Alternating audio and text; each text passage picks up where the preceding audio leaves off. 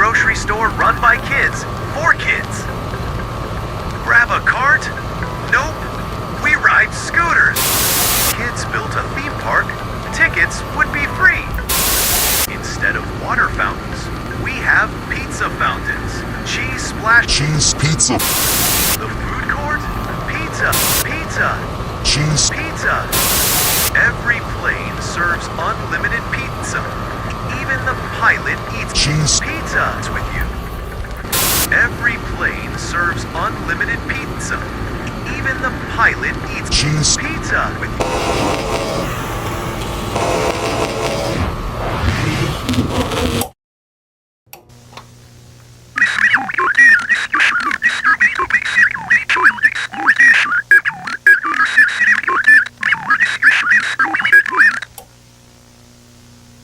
Pizza. On an unsuspecting afternoon, I was with my girlfriend when my phone buzzed. I'd received an email from someone who would rather stay anonymous about an account on Instagram. I had no clue that this single email would keep my attention for days and leading me down a rabbit hole of questions and faulty connections. That email led me to investigate a YouTube channel called kidspowerhq, a seemingly innocent account targeting children with short-form animated what-if videos like what if kids were the boss or what if kids created a city, things like that. All of the content was clearly AI generated, the visuals, the voices, even the dialogue. And while it may seem like harmless entertainment on the surface, there's something deeply off about it. I just didn't know what yet. Now, I wanted to make this strictly educational video to spread awareness and to help you decide what you think about these accounts. I'm simply detailing my findings, and if you have information or I've got something wrong, please let me know in the comments. My name is Corpe, and I make videos like this on topics similar and video games and digital media or related digital media. So if you like that kind of stuff, you should totally support the channel. I love you guys. The videos are unusually repetitive, filled with phrases and imagery that don't quite make sense.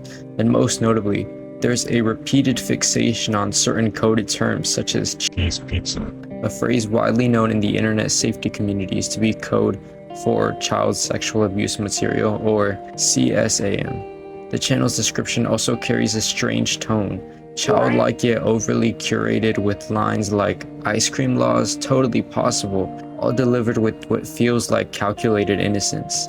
It felt off, but things escalated when I looked into their social media presence. On Instagram, kidspowerhq was found following an account called usakids, which immediately raised red flags for anyone familiar with it. usakids has been flagged multiple times by users who believe it's a front for distributing CSAM through hidden Telegram channels. The account appears to be targeting a child-friendly audience, mostly posting pictures and re-uploaded videos of kids, many pulled from public sources, and every post is flooded with strange repeated comments like link in bio, which usually accompanied by emojis or coded phrases.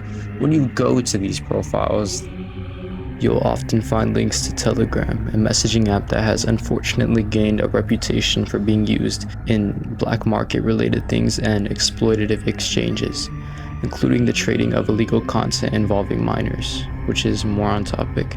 In some of the most disturbing findings, Reddit users shared screenshots of private Telegram chats where, after clicking these links, they received messages like C14, suggesting direct offers to access or purchase CSAM. Once these suspicions began gaining traction, kidspowerhq entered a sort of damage control mode, where they began downplaying their coded language and suggesting it was innocent or random. But the timing was just too convenient, and the public was not convinced. At that point, I began to dig deeper, trying to understand the web of accounts surrounding the situation. What I found was a disturbing pattern of Instagram profiles, most using names or identities tied to Kenya, all commenting on the usakids posts, and all funneling users towards suspicious Telegram links.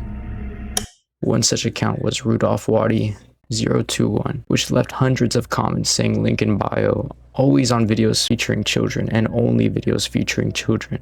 I'm gonna go off script here and tell you guys right now that if you were to look up this Instagram account, all you could find is just comments of them commenting on videos related to children, which is disgusting. I noticed that they were most likely bot accounts, either that or hacked profiles run by other people.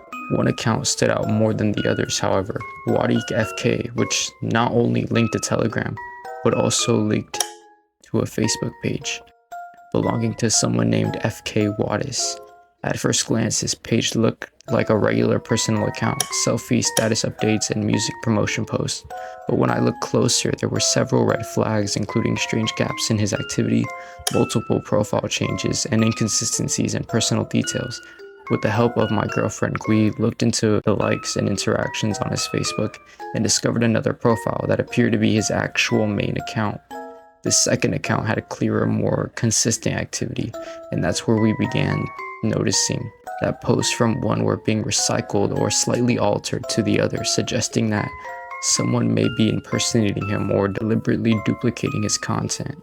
The most disturbing part of all this came when we found a connection between Wadi and a woman named Beryl, a name that showed up in Telegram messages offering CSAM. On TikTok, we found several videos of Wadi and Beryl interacting, joking with each other, and at one point Wadi even calls her mama, which I couldn't find, by the way.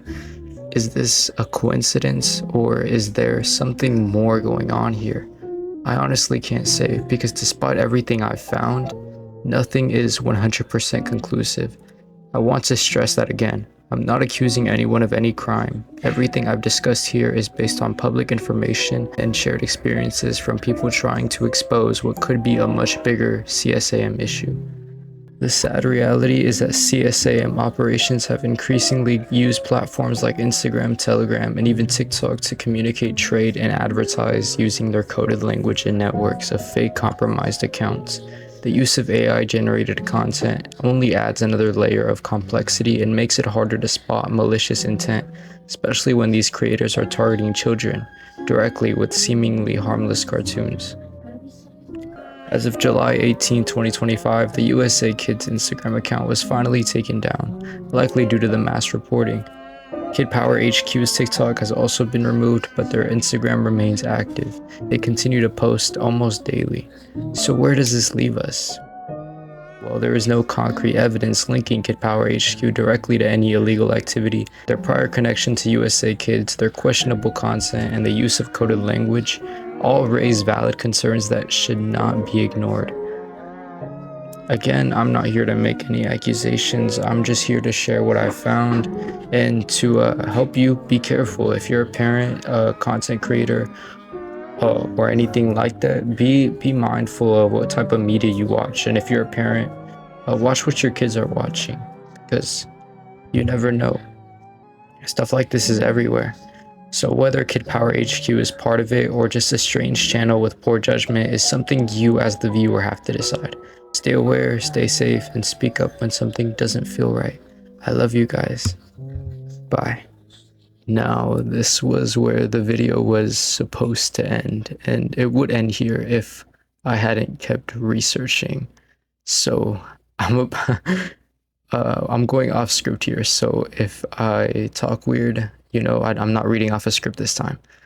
So I know the FK Wadis account doesn't have that much relevance in relation to kidspowerhq. Again, it's more of a deep dive on usakids, considering, you know, they're like kind of involved with kidspowerhq, it looks like. But I wanted to talk about Beryl, and while paying more attention to Wadi's TikTok, I started noticing that there really isn't that many records of Beryl. There are reposts of her for her birthday, but they're all the same video, and even like accounts that claim to know her don't really lead anywhere. So then I was brought to this picture of Wadi and Beryl together holding hands, and this video was a huge red flag for me. Just looking at this picture, I don't think Beryl is a real person. I know that sounds like a really big claim, and I'm not 100% sure about it. So if I end up being wrong, please don't come at me. I wanted to bring up how different Beryl looks in videos and in pictures, because she looks a certain way in pictures that she just doesn't look like in the videos where she claims to be herself. Is this just like a makeup thing, or did something happen? Because what is this difference, you know? Also, her hairstyle, her braids don't appear to show up in any of the videos, but they're in all of her pictures somehow, some way. I hear you already. If there is no Beryl, then who is impersonating, who's being Beryl? Well, I couldn't tell you without more research, so I'm sorry guys, but that's gonna be the end of the video for real this time. I'll do more digging. If this video does good, I'll maybe do a follow-up once we get new information. But yeah guys, please don't harass or attack anyone that I've named in this video or shown image of. Please leave these accounts alone. Let the people who can do something work. And yeah, I hope to see you guys next time. Bye guys.